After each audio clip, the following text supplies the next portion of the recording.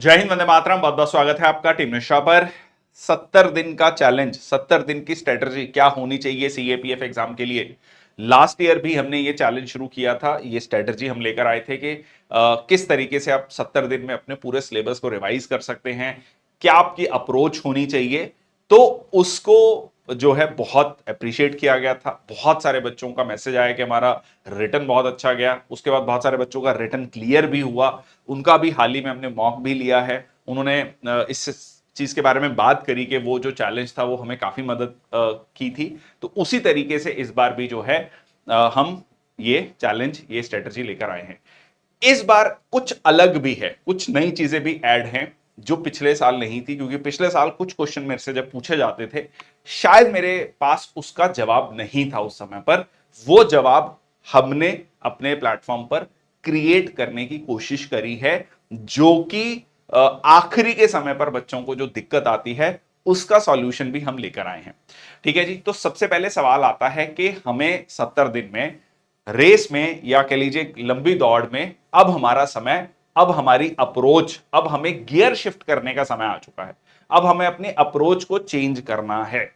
अब हमें, जैसे मैंने एक वीडियो भी बनाया था पहले, active learning versus passive learning, अब हमारा समय एक्टिव लर्निंग का आ चुका है।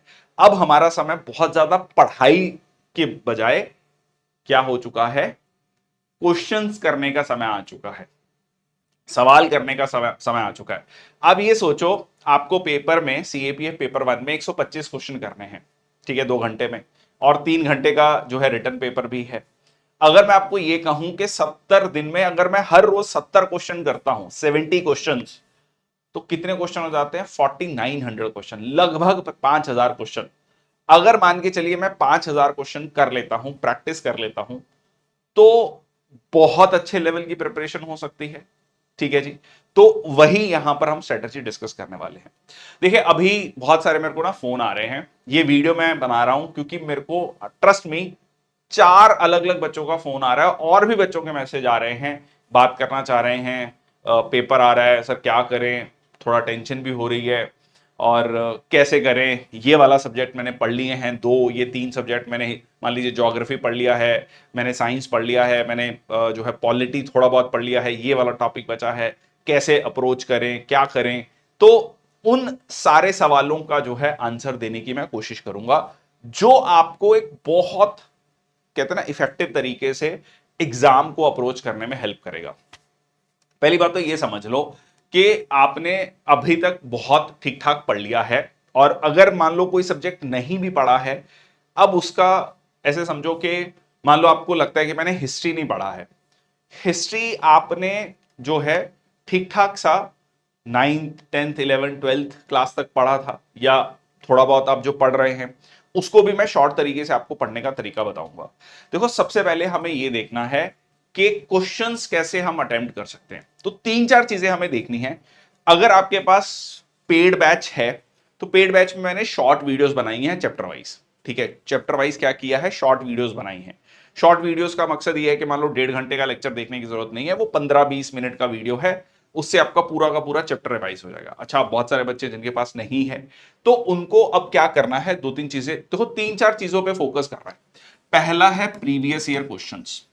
ठीक है, प्रीवियस ईयर क्वेश्चन सीडीएस 1 2025 में बहुत इफेक्टिव रहे। बहुत सारे बच्चों का मैसेज आया जो, जिनके पास कोई कोर्स नहीं है, उन्होंने कहा कि हमने प्रीवियस ईयर क्वेश्चंस वीडियो देखी थी और हमें उससे काफी हेल्प मिली।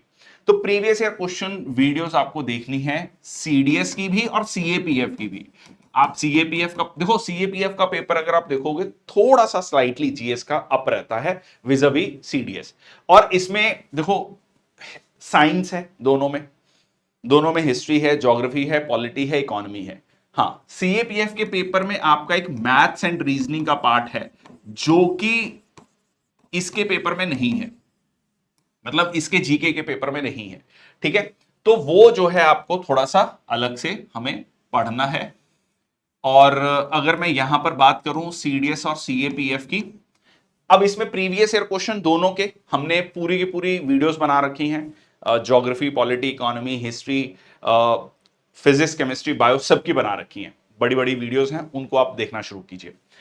उसके अलावा जो चैप्टर वाइज क्विजेस हैं, ठीक है, मैं आपको स्पेसिफिकली एनसीईआरटीज भी बताऊंगा कि जो जिन एनसीईआरटीज के आपको क्वेश्चन करने हैं, जो मैंने आपको 70 दिन में 70 क्वेश्चन की बात करी, ठीक है, थोड़ा सा ज्यादा क्वेश्चन हम अटेम्प्ट करने की कोशिश करेंगे ताकि हमारी और अच्छी प्रिपरेशन हो। ठीक है, चैप्टर वाइज जो क्विज हैं, ठीक है, चैप्टर वाइज क्विज में देखो, सबसे पहले आपको यह समझना है कि आपको ज्योग्राफी जो है, ठीक है, ज्योग्राफी में, ठीक है, ज्योग्राफी में वैसे हमने पोर्टल पे जो ncrtquiz.com का जो पोर्टल है, हमने 6 to 12 तक का एनसीईआरटी का जो चैप्टर वाइज क्विजेस बनाए हैं, पर उसमें अभी आपको 6 to 10 नहीं करना है क्योंकि समय नहीं है अभी। अभी आपको किस पे फोकस करना है?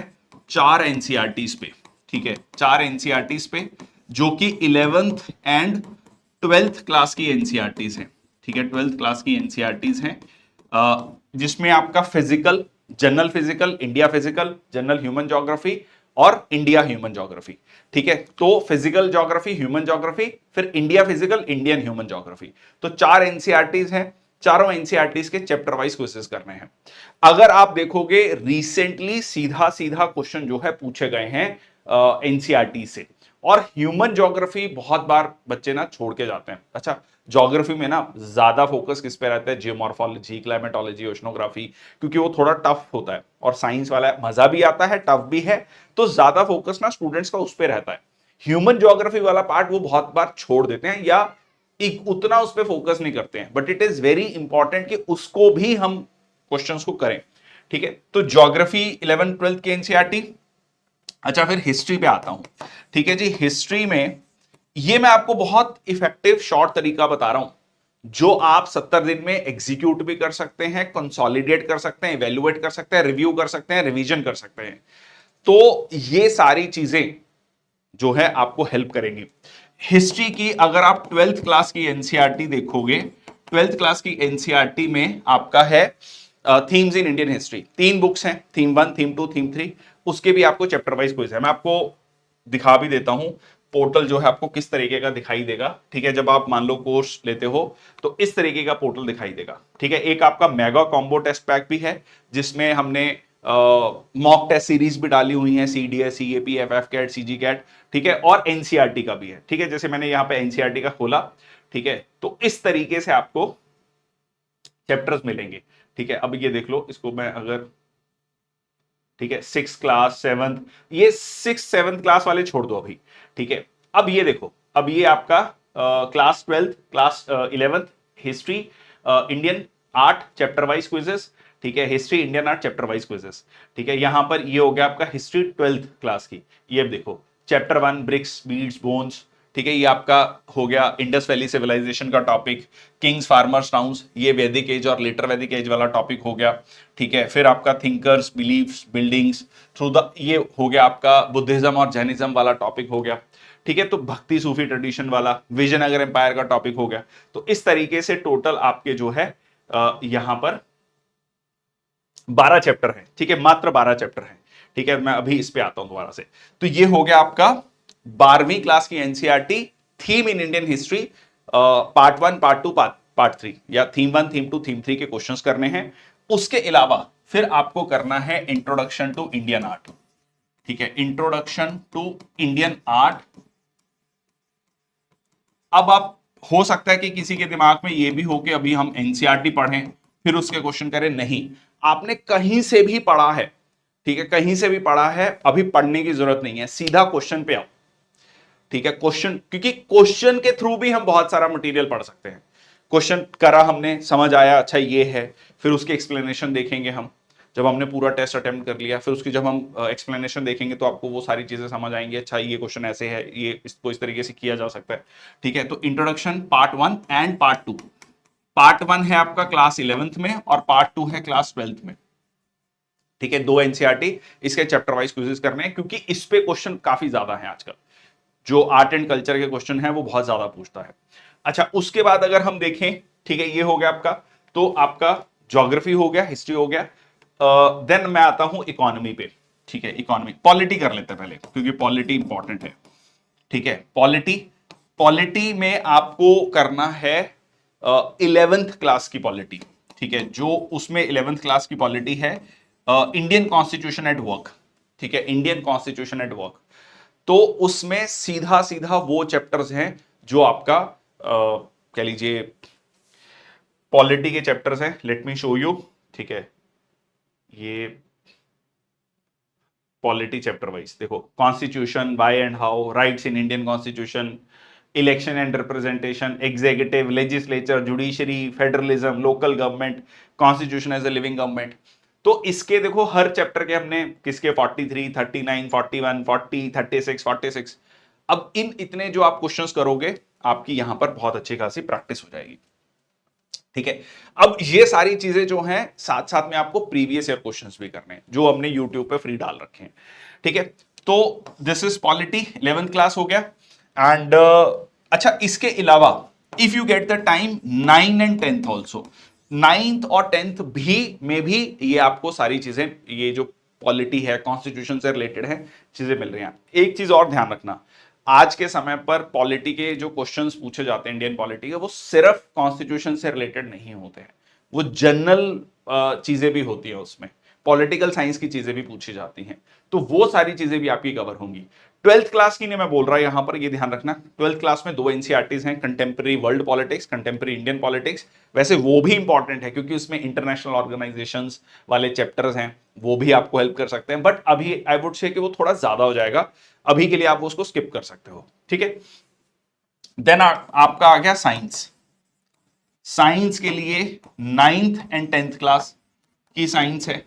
ठीक है जी, जिसमें कि हमने मोर देन 950 क्वेश्चंस है, 13 चैप्टर 12 चैप्टर, टोटल 25 चैप्टर है। 9th और 10th क्लास की साइंस को अगर आप देखोगे, एनसीईआरटी के 25 चैप्टर हैं और लगभग जो है 950 प्लस क्वेश्चंस है। अब आप सोचो कि 950 क्वेश्चन ये और लगभग 400-500 क्वेश्चन आप प्रीवियस ईयर क्वेश्चंस मान लो। आप सोचो अगर आप 1500-1600 क्वेश्चन करके जा रहे हो साइंस के, तो 30 क्वेश्चन पूछे जाएंगे साइंस के। ठीक है, ठीक है, मैं 30 में से 25 भी मान लेता हूं अगर मेरे सही हो गए, तो 1500 क्वेश्चन करने के बाद 25 क्वेश्चन का तो मैंने अपना अच्छा खासा कह लीजिए मटेरियल तैयार कर लिया। ठीक है जी, तो फोकस ऑन दिस। अच्छा, बहुत बच्चे पूछते हैं 11th-12th की साइंस, मैं ये कहता हूं कि भाई आप पहले इसको फोकस करो। ठीक है, 9th और 10th क्लास की साइंस को फोकस करो। ठीक है, ये इंपॉर्टेंट है, इस पे सबसे ज्यादा क्वेश्चन पूछे जाते हैं। ठीक है, rather than focusing on other things कि हाँ मैं वो भी कर लूं, पहले आप इसको कंसोलिडेट करो। ठीक है, आप ये समझ के चलो कि 125 क्वेश्चन जो पूछे जाएंगे उनमें से 20 क्वेश्चन, 15 से 20 क्वेश्चन ऐसे होंगे जो बाउंसर होंगे। ठीक है, जो आपको पढ़ के लगेगा कि कहां से पूछा है, मैं तो पहली बार पढ़ रहा हूं ये टॉपिक। ठीक है, उनको नमस्ते करना है, टाटा बाय बाय कर देना है वहीं से। ठीक है जी, आपसे मिलके अच्छा लगा। आपको ये समझना है कि सारे क्वेश्चन अटेम्प्ट नहीं करने, मेरे को करना ही 105 क्वेश्चन में से अटेम्प्ट, मेरे को 105 में से अपना स्कोर जो है 70 क्वेश्चंस नेट करेक्ट करने हैं। ठीक है, तो मेरी मेरी प्रेपरेशन ही उस लेवल पे है।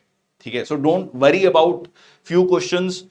हर सब्जेक्ट में दो दो तीन तीन क्वेश्चन कुछ ऐसे होंगे, एक दो क्वेश्चन, तीन क्वेश्चन जो बिल्कुल बाउंसर होंगे, वो आपको लगेगा कि नहीं समझ आ रहे, छोड़ देना है वो। ठीक है, उस पर परेशान नहीं होना है हमें। ओके, नेक्स्ट आ गया आपका, ये हो गया geography, history and introduction to Indian art part 1। Part 2 polity हो गया, साइंस हो गया। ठीक है, 9th 10th 11th की polity, science 9th and 10th। ठीक है, और उसके बाद अब बचा आपका इकोनॉमी। इकोनॉमी के ज्यादा चैप्टर्स नहीं है। आप अगर 12th क्लास की एनसीईआरटी देखोगे, मैक्रो और माइक्रो इकोनॉमिक्स, एक में 5 चैप्टर हैं, एक में आई थिंक 6 चैप्टर हैं, तो 10-11 चैप्टर हैं और एक 11th क्लास की एनसीईआरटी। तो इसमें आपको 11th और 12th क्लास की एनसीईआरटी के क्वेश्चंस करने हैं, सीधा जाकर क्वेश्चंस करने हैं आपको। ठीक है, क्वेश्चंस के थ्रू ही कंसेप्ट को समझने की कोशिश करना है। मान लो कोई कंसेप्ट आपको बिल्कुल नहीं समझ आ रहा, आपको लग रहा है कि ये मतलब मेरे बाउंस कर रहा है, तो उस क्वेश्चन, उस कंसेप्ट को जाकर आप गूगल पे, गूगल जेमिनी पे, चैट जीपीटी पे, कहीं पे भी जाके सर्च कर लो, उसको पढ़ लो। ठीक है, तो सब्जेक्ट कौन कौन से हो गए हमारे cover? Geography, history, polity, economy, science, और इसके अलावा बचा आपका मैथ्स, रीजनिंग। ठीक है, और करंट अफेयर्स बचा। तो करंट अफेयर्स के लिए तो हमने जो करंट अफेयर्स के टॉप 100 करंट अफेयर क्विज लेकर आ रहे हैं हम। ठीक है, मंथ वाइज, तो ये आपका पिछले कई महीनों से चल रहा है। सितंबर ऑनवर्ड्स देखना शुरू कर दो, पिछले साल के सितंबर ऑनवर्ड्स देख लो, बस इतना करना है। अब कई बच्चे पूछते हैं कि सर क्या वो सफिशिएंट है, मोर देन सफिशिएंट है, और देखो पढ़ने के लिए बहुत कुछ पढ़ा जा सकता है। अगर आपको कोई कंसाइज और नोट्स मिलते हैं वो भी पढ़ सकते हो, बट आई वुड से कि वो क्वेश्चंस हमने बहुत तरीके से समझ, मतलब ढूंढ के मटेरियल, बहुत रेलिवेंट मटेरियल के क्वेश्चंस बनाए हैं। ठीक है, तो अगेन अगर आप सितंबर ऑनवर्ड्स क्वेश्चन करते हो तो हर महीने के 110 115 क्वेश्चन, ठीक है, तो लगभग 10-11 महीने के 1000-1200 क्वेश्चन हैं वो भी। ठीक है, अगर वो 1000-1200 क्वेश्चन आप अच्छे से कर लेते हो, ठीक है, अब it is more than sufficient current affairs के लिए। हमें यह समझना है कि 15 से 20 क्वेश्चन करंट अफेयर्स के लिए ऐसा नहीं होना चाहिए कि I should be putting too much of time on the current affairs and ignoring the other subjects. हमें हर सब्जेक्ट का इजी टू मॉडरेट लेवल को पकड़ना है। हमें यह देखना है कि मैं हर सब्जेक्ट का इजी टू मॉडरेट लेवल का क्वेश्चंस कर पा रहा हूं या नहीं कर पा रहा हूं। ठीक है, मुझे टफ क्वेश्चंस, मैंने पहले कहा 20 क्वेश्चन पे परेशान नहीं होना है। मुझे यह देखना है कि मैं, ऐसा नहीं होना चाहिए कि एक सब्जेक्ट में बहुत अच्छा करके जा रहा हूं, मैं कितना भी अच्छा करके चला जाऊं, मैं उस सब्जेक्ट के सारे क्वेश्चन सॉल्व, मतलब बहुत रेयर होगा कि आप सारे क्वेश्चन सॉल्व कर पाए। एक आध दो क्वेश्चन आपको मिल ही जाएंगे, वो कितना ही स्ट्रांग क्यों नहीं है वो आपका। ठीक है, तो इट इज बेटर कि मैं उस पे ज्यादा समय लगाने की बजाय, वो जो कहते हैं ना उसके टफ लेवल के क्वेश्चंस को करने की बजाय और उसमें उसकी प्रेपरेशन को करने की बजाय अपना समय बचाकर बाकी सब्जेक्ट के इजी और मॉडरेट लेवल के क्वेश्चंस को प्रिपेयर कर लूं। आई होप आप मेरी जो स्ट्रेटजी को समझ पा रहे हैं। मान लो मैं एक सब्जेक्ट में बहुत कोशिश करता हूं कि मैं 100 में से 100 लेके आऊं, ठीक है, और दूसरे सब्जेक्ट को मैं छोड़ दे रहा हूं, बट मैं अगर ये कह रहा हूं कि मैं अगर इसमें से 80 मार्क्स वाला लेवल कवर कर ले रहा हूं, ठीक है, और जो मेरे को मेहनत लग रही थी 20 मार्क्स लाने के लिए, वो मेहनत मैं जो है एक दूसरे सब्जेक्ट में कर रहा हूं, और उस सब्जेक्ट में मैं 50 ले आ रहा हूं 100 में से, तो नेट मेरा स्कोर ज्यादा है ना, 130 बन रहा है, इसमें 100 बन रहा है। ठीक है, मतलब ये वाली जो 20 वाली मेहनत है वो मैं यहां कर रहा हूं। ठीक है, क्योंकि यहां वाली जो 20 वाली मेहनत है, उतनी मेहनत अगर मैं यहां करूंगा तो वहां 50 ले आऊंगा। ये स्ट्रेटजी आपको ध्यान में रखनी है। आई होप जो है इस चीज को आप समझ पा रहे हैं। ठीक है, और करंट अफेयर्स हो गया, एंड आखिरी में बचा मैथ्स एंड रीजनिंग। ठीक है, देखो मैथ्स एंड रीजनिंग में ना आपको ये समझना है कि जो सीएपीएफ का मैथ्स एंड रीजनिंग का लेवल है ना, वो सीडीएस का जो मैथ्स का पेपर है उससे काफी डाउन है। मतलब सीडीएस वाला लेवल वो अलग है, या एनडीए का भी लेवल अच्छा खासा होता है। ठीक है, सीएपीएफ का लेवल अगर आप देखोगे, it is very equivalent to F CAT. ठीक है, जो एफ कैट में या सीजी कैट में लेवल पूछता है वो है। तो इसको लेकर आप ये कर सकते हो कि एफ कैट की जो, जैसे हमने टेस्ट सीरीज डाल रखी है, उसमें मैथ्स एंड रीजनिंग के बहुत सारे क्वेश्चन हैं, उनको प्रैक्टिस कर लो। ठीक है, और सीएपीएफ की भी टेस्ट सीरीज डाल रखी है, उसमें भी मैथ्स के क्वेश्चन है, उनको प्रैक्टिस कर लो, और सीएपीएफ के प्रीवियस ईयर क्वेश्चंस के जो है वो देख लो। ठीक है, तो मैथ्स एंड रीजनिंग के प्रीवियस ईयर क्वेश्चंस करो। ठीक है जी, और अगर आपके पास पेड बैच है तो आई वुड सिंसियरली रिक्वेस्ट कि आप उसमें से मैथ्स एंड रीजनिंग के क्वेश्चंस करो, क्योंकि मैंने बहुत सारी ट्रिक्स डिस्कस करी हैं, बहुत सारे तरीके बताए हैं उसमें क्वेश्चंस को सॉल्व करने के, शॉर्ट ट्रिक्स जैसे। ठीक है, तो पीवाईक्यूज जो हैं वो, और उसके बाद एफकेट के क्वेश्चन, सीएपीएफ के क्वेश्चंस, इतना मोर देन सफिशिएंट है। और जो मॉक टेस्ट सीरीज है, ठीक है, मॉक टेस्ट सीरीज है, क्योंकि यहां पर भी सारी कहानी किससे रिलेटेड है, क्वेश्चंस को सॉल्व करने से रिलेटेड है, कि आप कितने क्वेश्चन सॉल्व कर रहे हैं। बट ये जो मैथ्स एंड रीजनिंग के 20 क्वेश्चन है, this is a deciding factor. मैं, अगर मेरे से कोई पूछेगा कि कहते ना सीएपीएफ के पेपर 1 ताला है, उसकी चाबी क्या है, तो मैथ्स एंड रीजनिंग चाबी है। क्योंकि इसमें मान लो आप 15 क्वेश्चन ठीक करके आ रहे हो, तो वो सॉल्व करके आपके सही हैं। ठीक है, और आप मान लो 15 क्वेश्चन के लिए 20 मिनट लगाया आपने, ठीक है, तो आपको श्योरिटी है कि यार हाँ ये 15 क्वेश्चन मेरे ठीक है, पक्का ठीक है। ठीक है, so I can be sure about it. ठीक है, so this is the way you should be planning your the whole thing 70 days. बाकी 70 डेज का हम आपको डे वाइज शेड्यूल देंगे, टीम निष्ठा जो टेलीग्राम चैनल है, और टीम निष्ठा यूट्यूब चैनल। ठीक है, सो ये है आपका introduction to Indian art part 1 part 2 polity. ठीक है, सॉरी यहां से चलते हैं, geography 4 NCERT 11th and 12th class की एनसीईआरटी, हिस्ट्री की 12th क्लास की NCERT, themes in Indian history, ठीक है जी, थीम्स इन इंडियन हिस्ट्री जिसमें 3 पार्ट हैं, ठीक है 3 पार्ट हैं, और introduction to Indian art part 1 part 2, polity 9th 10th 11th, ठीक है, साइंस 9th एंड 10th, और उसके बाद आपका economy 11th and 12th NCERT के। ये क्वेश्चंस करने हैं, पढ़ने नहीं बैठने, अभी पढ़ने का टाइम नहीं है अभी, ठीक है, अभी मैंने आपको पहले बताया गियर शिफ्ट करने का टाइम है। देखो एक्टिव लर्निंग करोगे तो क्वेश्चन दिमाग में फिट बैठना शुरू हो जाएंगे, आप करोगे अच्छा ये क्वेश्चन ऐसे करना है, क्योंकि जब मैं पढ़ रहा हूं ना उसी मटेरियल को, जब मैं जैसे मान लो मैंने विजयनगर एम्पायर पढ़ा, मैंने भक्ति सूफी मूवमेंट पढ़ा, मैंने फंडामेंटल राइट्स पढ़ा, मैंने प्लेट टेक्टोनिक्स थ्योरी पढ़ा, जब उसी चीज को जब क्वेश्चन के फॉर्मेट में मैं देखता हूं तब मुझे समझ आता है अच्छा इस क्वेश्चन को ऐसे पूछा जा सकता था, अच्छा इस क्वेश्चन में ये छोटा सा पॉइंट है, अच्छा इसमें इसको ऐसे देखना है। तो उस तरीके से मेरी जो प्रिपरेशन है वो बहुत अच्छी होगी, ठीक है। So this is the idea. Current affair के लिए मैंने आपको बता दिया, ठीक है, ये इजी टू मॉडरेट लेवल के क्वेश्चन पे हमें फोकस करना है, एंड मैथ्स एंड रीजनिंग के जो 20 क्वेश्चन है उसके लिए सीएपीएफ के प्रीवियस ईयर क्वेश्चन, एफकैट के अगर आपके पास क्वेश्चन है, एफकैट की मॉक टेस्ट सीरीज हमने डाल रखी है, सीजी कैट की मॉक टेस्ट सीरीज डाली है, सीएपीएफ की मॉक टेस्ट सीरीज डाली है, और प्रीवियस ईयर क्वेश्चन है। इससे आपकी अच्छे खासे मैथ्स एंड रीजनिंग के क्वेश्चंस की प्रैक्टिस हो जाएगी, ठीक है। अब मैं क्यों बाकी कोई बुक्स नहीं सजेस्ट कर रहा हूं कि ये बुक पढ़ लो वो बुक पढ़ लो, क्योंकि फिर एक बुक में एक चैप्टर के 200 क्वेश्चन हैं, वो अभी पॉसिबल नहीं है सॉल्व करने, ठीक है। तो मैं बहुत लिमिटेड चीजें बोल रहा हूं कि आप सीएपीएफ के प्रीवियस ईयर क्वेश्चन मान लो 10 साल के करते हो तो हर साल 20 क्वेश्चन आ रहे हैं सपोज, तो 200 क्वेश्चन हो गए मैथ्स के, ठीक ठाक है प्रैक्टिस करने के लिए।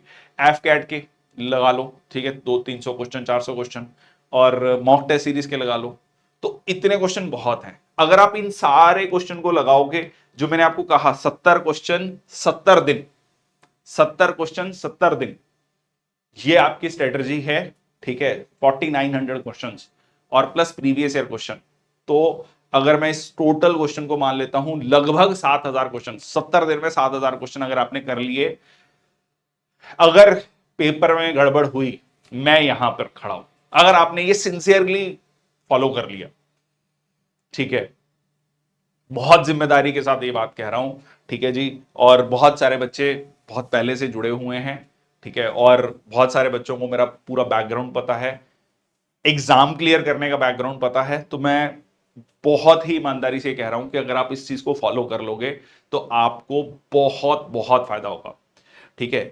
ये सारी चीजों में आपका जब आप पढ़ रहे होंगे क्वेश्चंस कर रहे होंगे तो वो कहीं ना कहीं आपका जो वो पेपर 2 वाला फियर है उसको भी कवर करेगा। मैं उसका रीजन बता देता हूं। देखो जब आप क्वेश्चंस को जो क्वेश्चंस पढ़ते हो बहुत सारे उसके फाइनर डिटेल्स को पढ़ते हो, वो चीज कहीं ना कहीं हमारे दिमाग में जब वो कहते हैं ना लॉन्ग टर्म मेमोरी में जाता है एक्टिव लर्निंग में, वो चीज को हम कहीं ना कहीं पेपर 2 में भी कोट कर सकते हैं। बहुत सारे एग्जांपल्स को, बहुत सारे क्वेश्चंस को, बहुत सारे फैक्ट्स को हम पेपर 2 में भी कोट कर सकते हैं और वो हमारा पेपर 2 में भी हेल्प करेगा, ठीक है जी। तो ये था। अच्छा इस सारी चीज में पेपर 2 भी कवर कर लेता हूं क्योंकि हो सकता है कि कोई कहे कि पेपर 2 नहीं कवर किया। पेपर 2 के लिए आपको क्या करना है, पेपर 2 के लिए, ठीक है जी, पेपर 2 के लिए हम वैसे तो हर पिछले कई दिनों से हर दिन एक ऐसे का टॉपिक, आर्गुमेंट राइटिंग का टॉपिक, रिपोर्ट राइटिंग का टॉपिक दे रहे हैं टीम निष्ठा टेलीग्राम चैनल पर, वो आप जाकर देख सकते हैं, उनको अटेम्प्ट कीजिए। उसमें हमने जो मॉडल टेस्ट आंसर्स हैं वो भी शेयर किए हैं, ठीक है। पेपर 2 के लिए पिछले 5 साल के पेपर सॉल्व कर लो, ठीक है। और मॉक टेस्ट सीरीज भी हम लेकर आ रहे हैं पेपर 2 के लिए, ठीक है। 3 मॉक टेस्ट होंगे उसमें, ठीक है, जिसमें हम फुल लेंथ मॉक टेस्ट होंगे, तो वो आप कर सकते हैं, वैल्यूएट करके हम आपको देंगे, और वो है आपका पेपर 2, ठीक है। पेपर 2 के लिए 5 साल, उसमें आप क्या कर सकते हो, जैसे अब मान लो 6 ऐसे हैं, ठीक है, 6, मैं 5 साल की बात बता रहा हूं, 30 ऐसे हो गए, ठीक है जी। अब आप ये मत सोचना कि जो 5 साल पहले ऐसे पूछा गया था वो आज रेलेवेंट नहीं है, आज भी रेलेवेंट है वो, ठीक है। और 2 आर्ग्यूमेंट राइटिंग है तो 10 आर्ग्यूमेंट राइटिंग हो गई, 2 रिपोर्ट राइटिंग है तो 10 रिपोर्ट राइटिंग हो गई, 5 प्रेसी राइटिंग हो गई, ठीक है जी, प्रेसी राइटिंग। पेड बैच में मैंने ईयर वाइज प्रेसी राइटिंग भी डिस्कस की है, बहुत सारे ऐसे के टॉपिक डिस्कस किए हैं, बहुत सारे, मैंने बाकायदा 100 ऐसे की लिस्ट भी दी है, 100 टॉपिक्स की लिस्ट भी दी है, उनको आप अटेम्प्ट कर सकते हो, ठीक है जी। और 5 कॉम्प्रीहेंशन हो गए, ठीक है, so it is very important. मैं कोशिश करूंगा एक प्रेसी राइटिंग जो पेड बैच में है किसी भी ईयर का जो है यूट्यूब पे भी अपलोड कर दूंगा, बाकी बच्चे भी उसको देख लें। ठीक है, एंड 5 कॉम्प्रिहेंशन और फिर ग्रामर होगी। ठीक है, ग्रामर तो मैं कहूंगा 10 साल की प्रैक्टिस कर लो। ठीक है, 10 साल, पिछले 10 साल की प्रैक्टिस कर लो। तो ये है आपका पेपर 2 का तरीका। 100 टॉपिक्स मैंने दिए हैं, 100 टॉपिक्स की लिस्ट मैंने टेलीग्राम चैनल पर भी शेयर की है, दोबारा शेयर कर लूंगा। ठीक है, तो दैट इज द आइडिया। ये है आपका पेपर 2। ठीक है जी, तो ये है आपकी 70 दिन की स्ट्रेटजी। अगर आप इसको फॉलो करते हैं, ये मेरा आपको विश्वास है कि आपका पेपर बहुत अच्छा जाएगा, प्रोवाइडेड आप इस जो भी सारी चीजें मैंने आपको बताई अगर आप वो फॉलो कर रहे हैं। बहुत मुश्किल है, बहुत डिसिप्लिन चाहिए और बहुत मेहनत चाहिए, बट अगर आप इसको फॉलो करते हैं, आप ये समझो कि आप इस 70 दिन को आपकी अप्रोच, आपकी स्ट्रेटजी बिल्कुल अलग होगी जो सिर्फ किताबें पढ़ रहे हैं। ठीक है, आप जितना क्वेश्चन करते जाएंगे उतनी आपकी प्रेपरेशन में वो एक्सपोनेंशियल ग्रोथ होगी। ठीक है, वो ऐसा नहीं है कि आप ऐसे जा रहे हैं, आप ऊपर जा रहे हैं, एक्सपोनेंशियल ग्रोथ है। ये फर्क है आपका क्वेश्चन प्रैक्टिस करने का। That's all from my side. I hope the message is clear. मैंने कई बार वो बात रिपीट करी है ताकि वो कहीं दिमाग में कहता है फिट हो जाए। That was the idea, and that's all from my side. Thank you so much. जय हिंद, वंदे मातरम।